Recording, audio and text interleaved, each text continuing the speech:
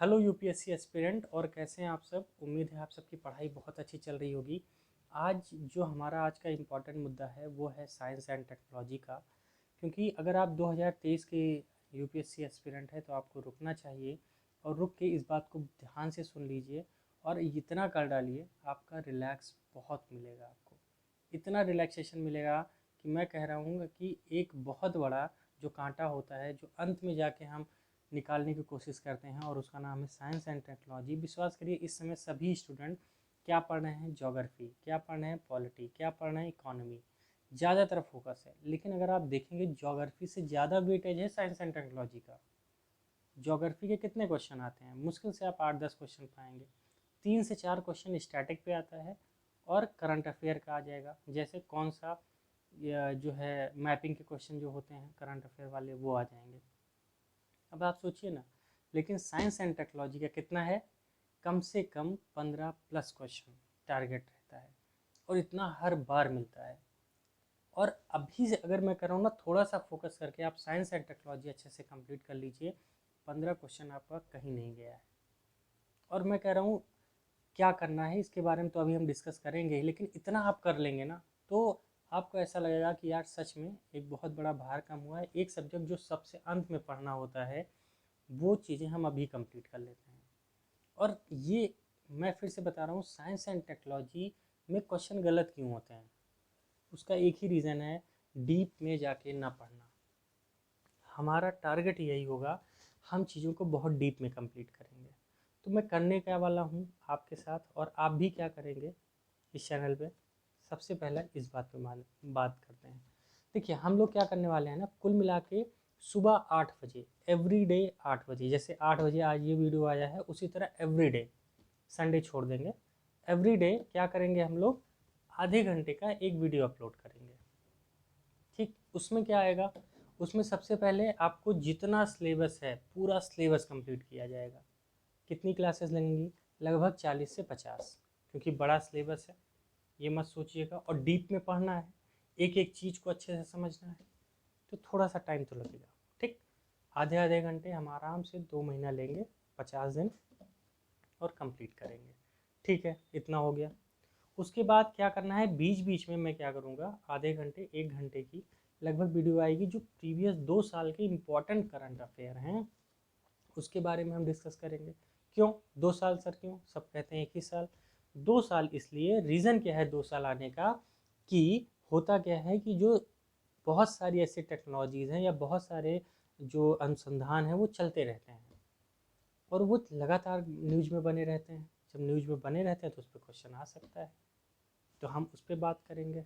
ठीक, अब आपने क्या किया, आने वाले जो अगले जो 2 महीने हैं हमने कंप्लीट कर लिए। क्या कंप्लीट कर लिया, पूरी साइंस एंड टेक्नोलॉजी कंप्लीट कर लिया, और 2 साल का करंट अफेयर।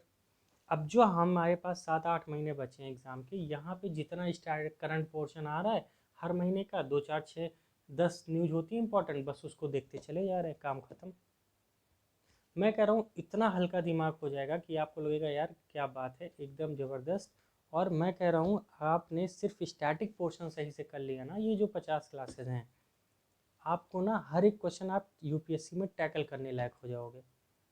इतना होगा कि आपको क्वेश्चन समझ में आएगा, अच्छा ये है ये है ये है, लेकिन एग्जैक्टली हो सकता है दिक्कत आए। रीज़न क्या होता है कि इसमें करंट अफेयर का पुट होता है, ऑप्शन होगा, 2 ऑप्शन 3 ऑप्शन दे दिया, तो उसमें क्या होगा, एक ऑप्शन में करंट अफेयर होगा, और 2 ऑप्शन में हो सकता है स्टैटिक क्वेश्चन दे दे, और फिर कह दे 1 2 3 1 2, ठीक है, ऐसे ही करके ऑप्शन बना देगा 4 ठो, तो समस्या आ जाती है। तो उसी को हमें क्या करना है, दोनों चीज़ें लेके चलनी है, करंट अफेयर में क्या चल रहा है और स्टैटिक में क्या कंप्लीट करना है। आज हम बात करने वाले हैं कि हमारा जो साइंस एंड टेक्नोलॉजी है इसका पूरा सिलेबस क्या है, क्योंकि सबसे इम्पॉर्टेंट होता है सिलेबस को समझना। और अगर हमने पूरा सिलेबस अच्छे से समझ लिया ना, तो इतना मैं कहूँगा कि आपको बस उतना ही पकड़ के रखना है, इससे ज़्यादा भागने की ज़रूरत नहीं है। यहाँ से भी कर ले, वहाँ से कर ले, मत करना यार, है ना। जो बता रहा हूँ इतना बहुत है, और कुछ नया आएगा तो उस पर डिस्कस करेंगे ना। 100 चीज़ों में नहीं भागना है।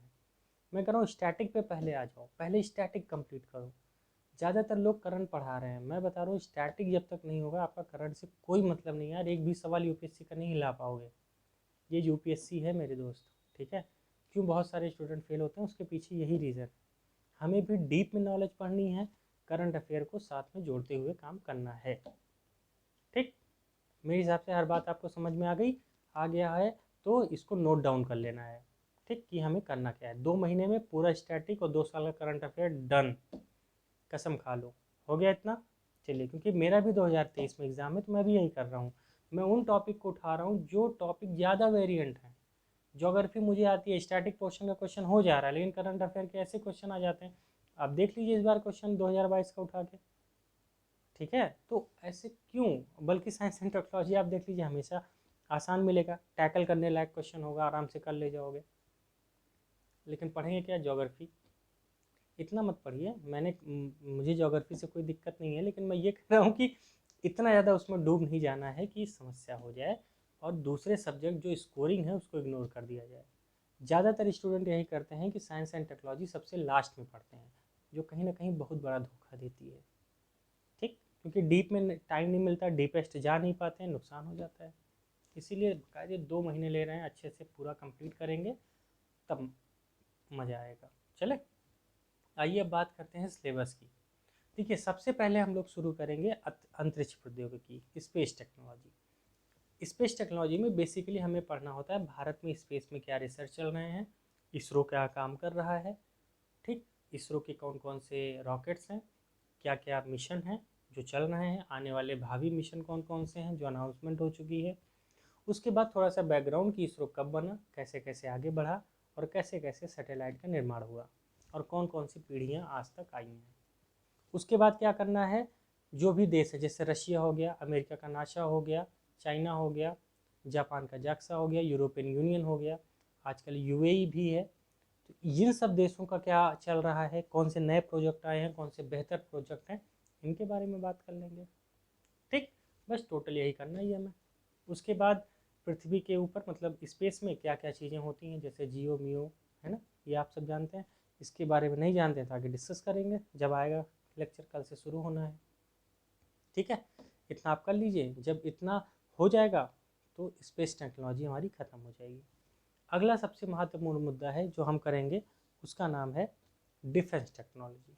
ठीक, डिफेंस मतलब रक्षा प्रौद्योगिकी। अब रक्षा प्रौद्योगिकी में देखेंगे भारत में जो है, भारत क्योंकि बहुत ज़्यादा रक्षा पे क्या करता है, इम्पोर्ट करता है चीज़ों पे। तो जब इम्पोर्ट कर रहा है तो नई टेक्नोलॉजी क्या इम्पोर्ट कर रहा है, पुरानी टेक्नोलॉजी भारत के पास कौन कौन सी है, कौन कौन सी ऐसी परमाणु शक्तियाँ भारत के पास हैं।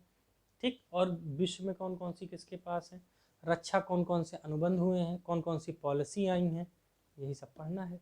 ठीक, अगला है जिसे हम कहते हैं बायोटेक्नोलॉजी, जिसे हम कहते हैं जैव प्रौद्योगिकी। इसमें हमें यह पढ़ना है, जेनेटिक के बारे में अच्छे से कंप्लीट करना है। ठीक, कि जेनेटिक्स में क्या क्या चीज़ें अनुसंधान हो रही हैं।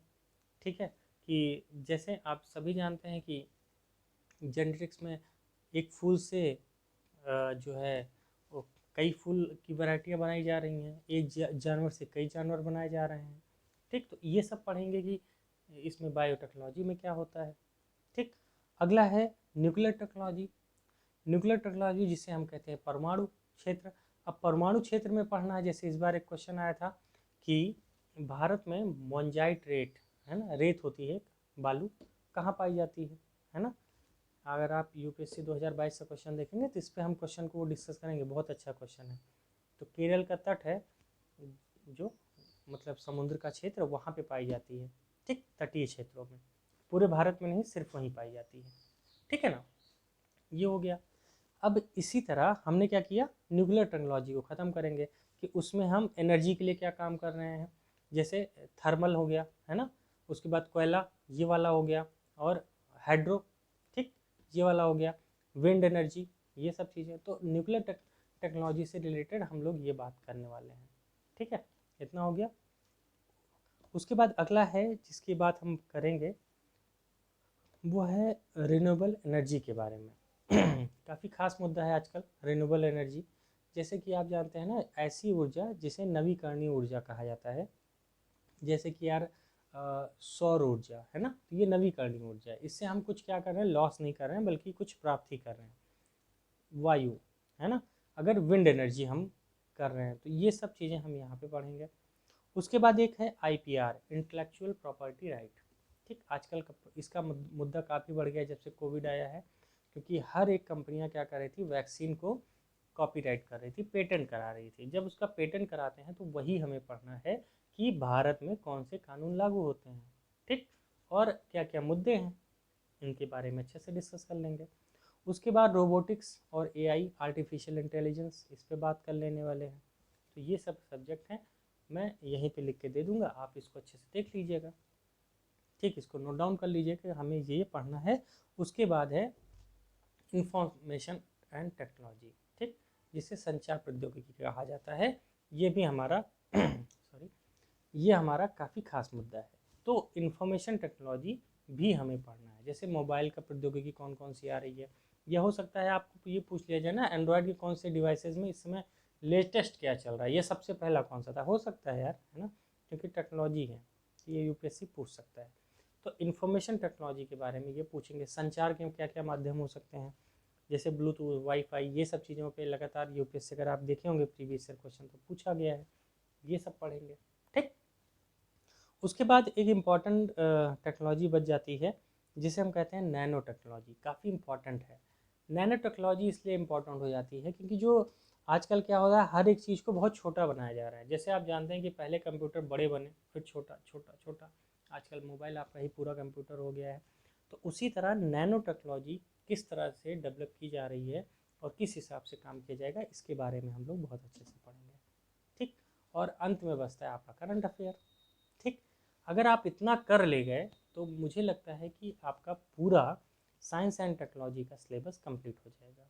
ठीक है, नोट डाउन कर लीजिएगा, सिलेबस को नोट डाउन जरूर कर लीजिएगा। अभी आप बस ऐसे लिख लीजिए, उसके बाद जब पहली हेडिंग पड़ेगी कौन सी, अंतरिक्ष प्रौद्योगिकी, स्पेस टेक्नोलॉजी, तो वहाँ पे डिटेल में हम लोग लिखेंगे और बात करेंगे कि क्या क्या चीज़ें हमें पढ़ना है, कहाँ कहाँ से कर सकते हैं। ठीक, अब बात करते हैं रिसोर्सेज की। देखिए, अगर रिसोर्सेज की बात करूँ ना, सबसे पहले तो जो लेक्चर मैं यहाँ लूँगा, जो लिखाऊंगा, बस उस पर आप अच्छे से रिलाई कर लीजिए, उसको अच्छे से कंप्लीट कर लीजिए।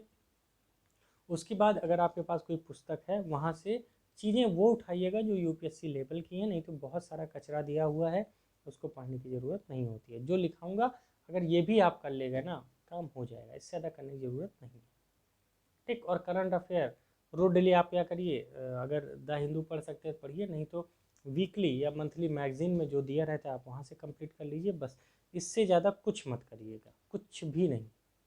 और एनसीईआरटी के लिए कुछ लोग कहते हैं कि आप एनसीईआरटी पढ़ लीजिए, तो बिल्कुल आप क्लास 12th के एनसीईआरटी के पीछे ना थोड़ा सा जैब तो की बायोटेक्नोलॉजी और के बारे में थोड़ा सा दिया है बहुत अच्छे से, तो आप उसको पढ़ लेंगे तो आपको एक थोड़ा सा बूस्टर मिल जाएगा।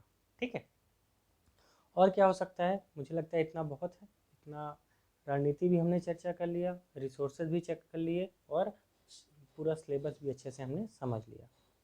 ठीक है, इतना कर लीजिए। उसके बाद हम लोग कल से जो हमारा वीडियो आएगा वो होगा अंतरिक्ष प्रौद्योगिकी, उसके लिए आप सब तैयार रहिए, थम्स अप। और मैं कह रहा हूँ, अगर 2 महीने, यार सिर्फ 2 महीने लग जाओ सही से, यूपीएससी टफ नहीं है, और देखना इस बार निकलेगा, आप सबका निकलेगा, बस साथ लगे रहिए, उम्मीद है बेहतर होगा। ठीक, और भी जो चीज़ें आप पढ़ रहे हैं पढ़ते रहिए, जिस टीचर से पढ़ रहे हैं पढ़ते रहिए, लेकिन साइंस एंड टेक्नोलॉजी पे थोड़ा विश्वास रखिए और अच्छे से हम लोग कंप्लीट कर सकते हैं। ठीक है, ऑल द बेस्ट, अगले वीडियो में